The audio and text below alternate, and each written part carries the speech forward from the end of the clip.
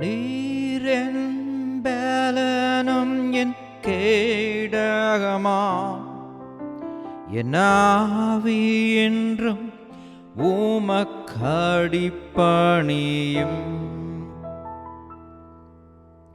நீர் மாத்திரம் எந்தன் ஆத்மநேசர், உம்மை ஆராதிக்கின்றேன், உம்மை ஆராதிக்கின்றேன்.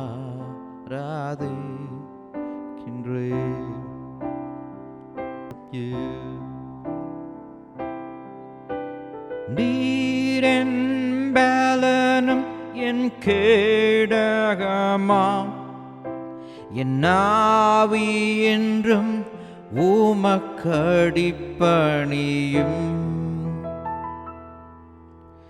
நீர் மாத்திரம் எந்தன் ஆத்மநேசர், உம்மை ஆராதிக்கின்றேன், உம்மை ஆராதிக்கின்றேன், உம்மை ஆராதிக்கின்றேன், உம்மை ஆராதிக்கின்றேன்.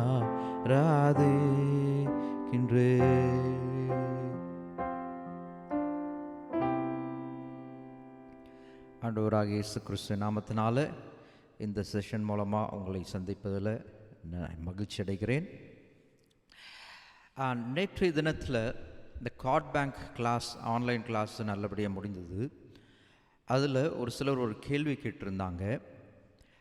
சம்மர் வருது, இன்னும் நாங்கள் கீபோர்டு வாசிக்கிறதுல இம்ப்ரூவ் பண்ணணும்னா என்ன செய்யலாம்? How to improve my keyboard playing? நீங்கள் எங்களுக்கு சில டிப்ஸு சொல்ல முடியுமா அப்படின்னு அவங்க கேட்டாங்க. ஸோ அது ஒரு நல்ல கேள்வி. ஸோ அதனால் நான் எனக்கு தெரிஞ்ச, நான் எப்படி பழகி வளர்ந்தனோ, எப்படி கற்றுக்கொண்டனோ, அதிலிருந்து நான் தெரிந்து கொண்ட காரியங்களை உங்களுக்கு இந்த செஷனில் உங்களுக்கு சொல்லலான்னு விரும்புகிறேன். தயவுசெய்து கேளுங்க, இது நிச்சயமாக உங்களுக்கு பிரயோஜனமாக இருக்கும். சரியா? கர்த்தர் நம்மை ஆசீர்வதிப்பார். How to improve your keyboard playing? Point by பாயிண்ட்டை நான் சொல்கிறேன், ஈஸியாக புரிகிற மாதிரி. முதலாவது, நீங்கள் உங்களுக்கு பிடித்தமான ஒரு பாடலை தேர்ந்தெடுக்க வேண்டும். You must choose one song of your choice, your favorite song.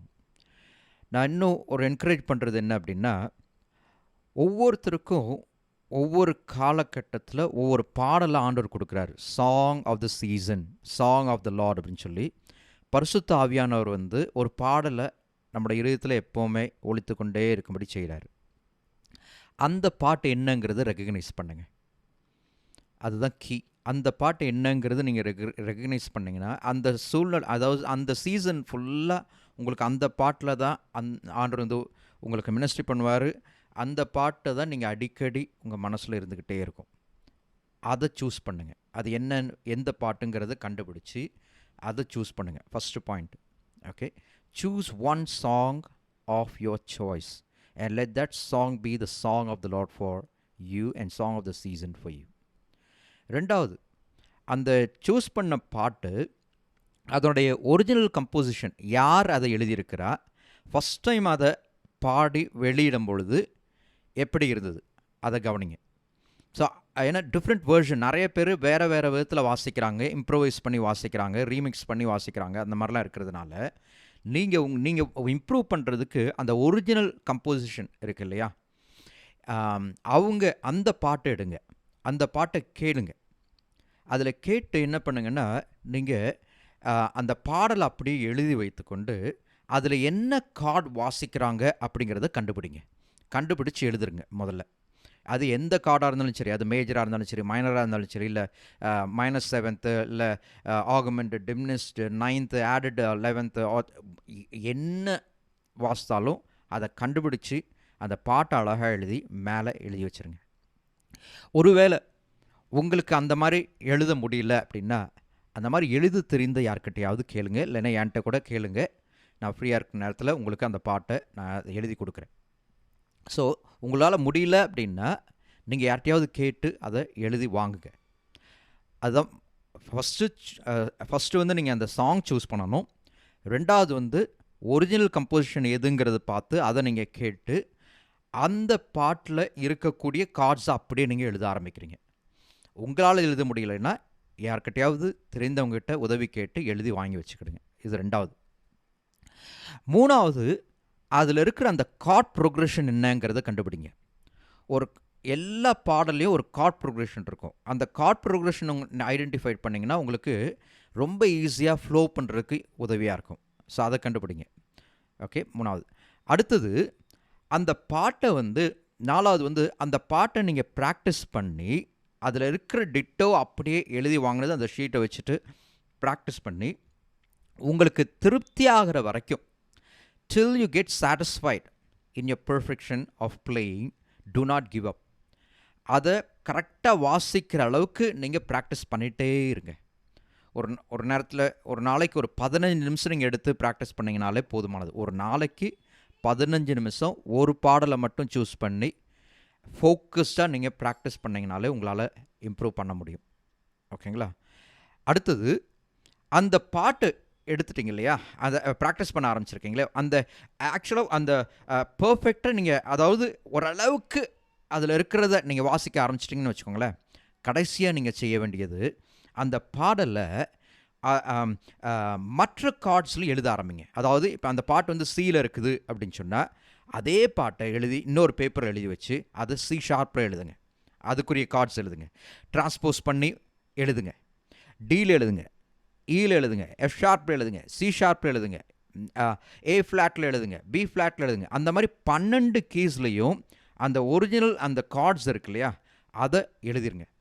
அப்போ என்ன ஆகுன்னா, அந்த சாங் ஆஃப் த லார்ட் உங்களுக்கு பிடித்தமான பாடலை நீங்கள் அந்த 12 கீழேயும் நீங்கள் வாசிக்க ஆரம்பிக்கிறீங்க. இதுதான் ரொம்ப சீக்ரெட். உங்களோட ஸ்கில் டெவலப் பண்ணுறதுக்கு நல்ல ஃப்ளோவாக வாசிக்கிறதுக்கு உண்டான சீக்ரெட் வந்து ஒரு பாட்டு சாங் ஆஃப் த லார்ட் நீங்கள் சூஸ் பண்ணிவிட்டு அதை 12 கீஸ்லேயும் நீங்கள் வாசிக்கணும். அந்த 12 கீஸ்லேயும் நீங்கள் நல்லா வாசிட்டிங்கன்னு வச்சுக்கோங்களேன், that's it, you done well. கவனிங்க, நான் சொன்னேன் ஒரு ஷார்ட்கட் ஒன்று இருக்குது. ஷார்ட்கட் என்னது? நம்ம கீபோர்டில் இந்த டிரான்ஸ்போஸ்னு ஒரு பட்டன் இருக்கு இல்லையா, டிரான்ஸ்போஸ் யூஸ் பண்ணி எல்லாத்தையுமே அந்த +1 +2 அல்ல +3 அல்லது -3 அப்படின்னு சொல்லிட்டு நம்ம அதை எந்த கீ நீங்கள் ஃபெமிலியராக இருக்கிறீங்களோ அதில் கொண்டு வந்து வச்சுட்டு வாசிக்க முடியும். நான் சொல்கிறது, நான் என்கரேஜ் பண்ணுறது அதை யூஸ் பண்ணாதீங்க. டிரான்ஸ்போஸ் வந்து கட்டாயம் யூஸ் பண்ணாதீங்க. ஏன் சொல்கிறேன் அப்படின்னா, அது வந்து உங்களையே முடமாக்கிடும். ஏன்னா உங்களுடைய ஸ்கில் வளர்றத லிமிட் பண்ணிடும், மட்டுப்படுத்திடும். அது சொல்கிறதுக்கு இல்லை. ஏன்னா நீங்கள் you will be stuck to play in only one key. You will not be able to play in another key. நீங்கள் ஒரே கீழே வாசிக்கிற அப்படியே ஸ்டக் ஆயிடுவீங்க. அதனால் டிரான்ஸ்போஸை யூஸ் பண்ணவே பண்ணாதீங்க. முடிந்த அளவுக்கு ஒரு பாட்டை நீங்கள் சின்ன பாட்டு இல்லை, ஒரு வரி மட்டுமாவது இல்லை கோரஸ் மட்டுமாவது எடுத்துகிட்டு அதை 12 கீழையும் வாசிக்க ஆரம்பிங்க. ஒரு உதாரணத்துக்கு நான் இந்த பாட்டு நான் எடுக்கிறேன் பாருங்கள். நன்றியோடு நான் துதி பாடுவேன். அந்த ஒரு வரி மட்டும் நான் வாசிக்கிறேன். எப்படி இருக்கு பாருங்க. நன்றியோடு நான் துதி பாடுவேன் எந்தன் இயேசு நாதா. நான் இப்போ டியில் வாசித்தேன் இல்லையா, இதே மாதிரி இதே கார்ட் ப்ரோக்ரெஷனு நீங்கள் டி ஷார்ப்பில் வாசிக்க ட்ரை பண்ணுங்கள். இப்போ நான் வாசிக்கிறேன் டி ஷார்ப்பில். நன்றியோடு நான் துதி பாடுவேன் எந்தன் இயேசு நாதா. இப்போ நான் என்ன பண்ணியிருக்கேன், டி ஷார்ப்பில் இ ஃப்ளாட்டில் வாசிக்கிறேன். இப்போ அதே இது வந்து ஈயில் வாசிக்கிறேன். நன்றியோடு நான் துதி பாடுவேன் எந்தன் இயேசு நாதா. எனக்காய் செய்த எல்லா நன்மைக்கும் இன்றும் நன்றி சொல்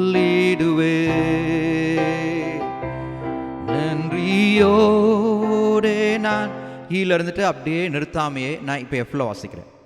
ஸோ அதே மாதிரி எஃப் ஷார்ப்பில், அதே மாதிரி ஜி ஷார்ப்பில், ஏயில், ஏ ஷார்ப்பில், பியில், அந்த மாதிரி ஒரு பாடலை 12 கீழேயும் நீங்கள் மாஸ்டர் பண்ணிட்டீங்கன்னு வச்சுக்கோங்களேன், ரொம்ப ஈஸியாக உங்கள் ஸ்கில்லை நீங்கள் டெவலப் பண்ண முடியும். ட்ரை பண்ணி பாருங்கள். அதாவது பாட்டு ஃபுல்லாக நீங்கள் வாசிக்கணுன்ற அவசியமே கிடையாது. அட்லீஸ்ட் அந்த கோரஸ் மட்டுமாவது, இல்லை அந்த முதல் வரி மட்டுமாவது, ஒரு 2 லைன்ஸ் மட்டுமாவது எல்லாத்துலேயும் வாசித்து முயற்சி பண்ணுங்கள். அது உங்களுக்கு ரொம்ப உதவியாக இருக்கும். சரியா? மறுபடியும் சொல்லிடுறேன். பாயிண்ட் 1, நீங்கள் ஒரு பாடலை சூஸ் பண்ணுங்க.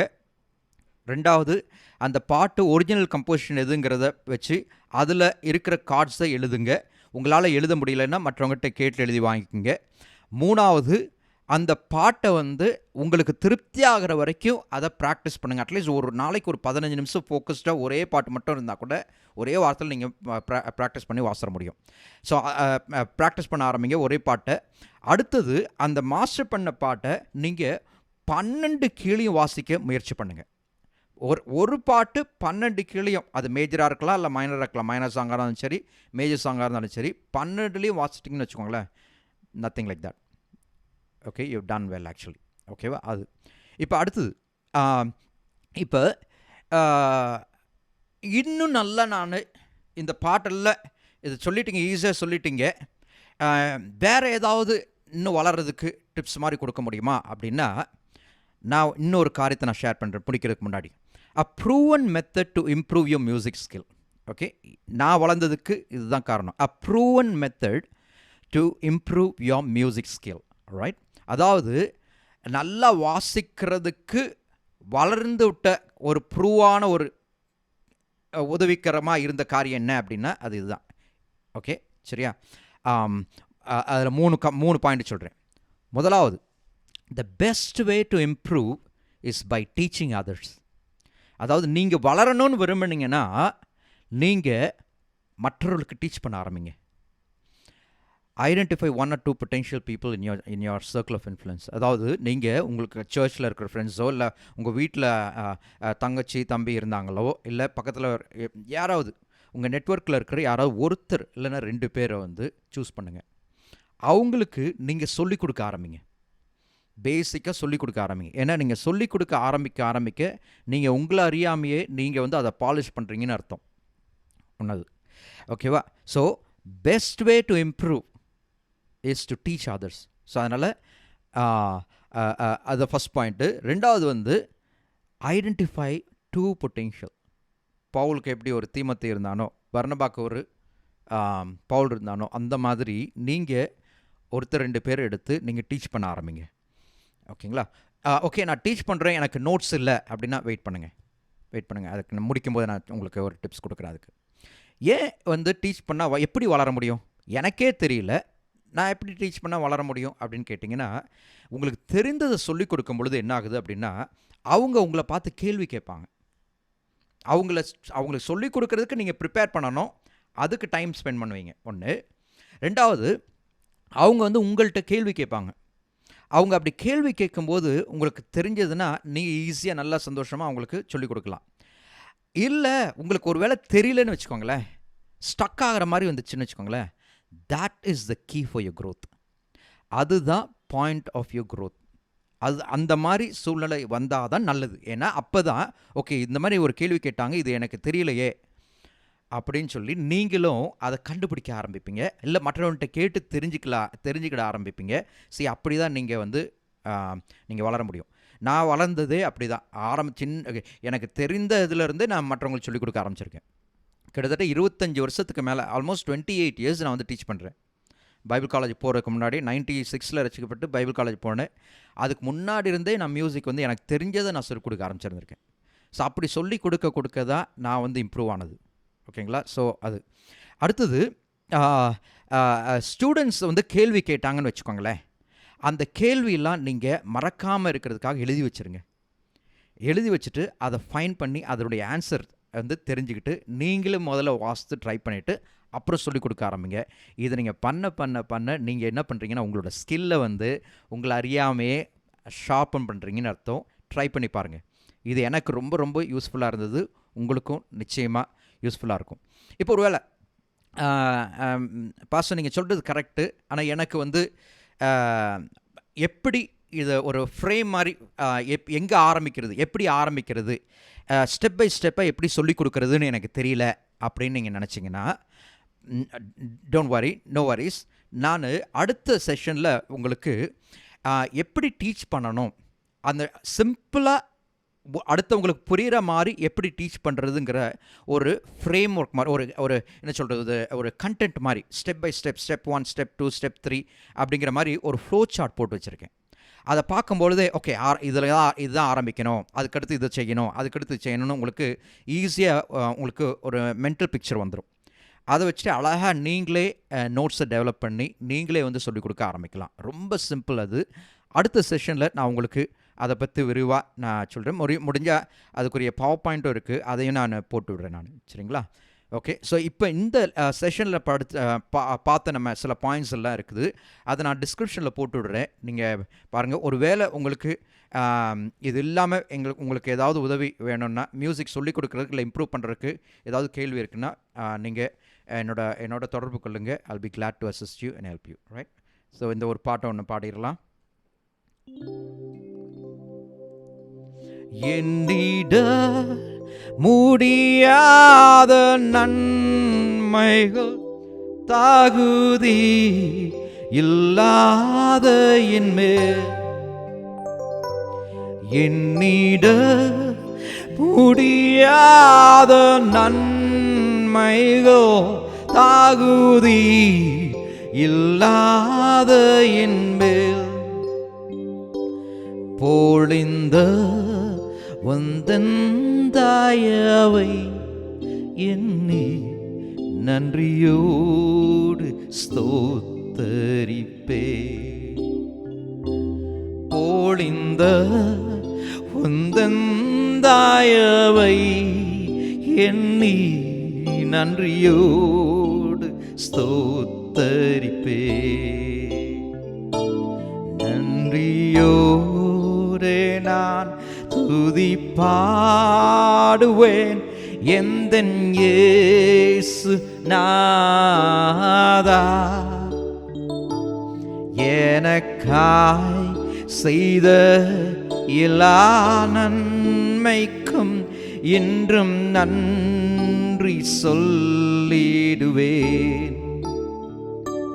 நன்றியோரே நான் துதி பாடுவேன் எந்தன் இயேசு நாதா, எனக்காய் செய்த எல்லா நன்மைக்கும் என்றும் நன்றி சொல்லிடுவேன், இன்றும் நன்றி சொல்லிடுவேன்.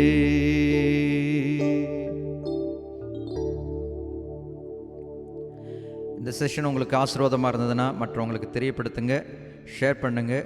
எல்லோரும் சேர்ந்து நாம் இந்த தேவன் கொடுத்த இந்த கிருபையில் வளர்ந்து கனி கொடுப்போம். கர்த்தர் நம்மை ஆசீர்வதிப்பாராக.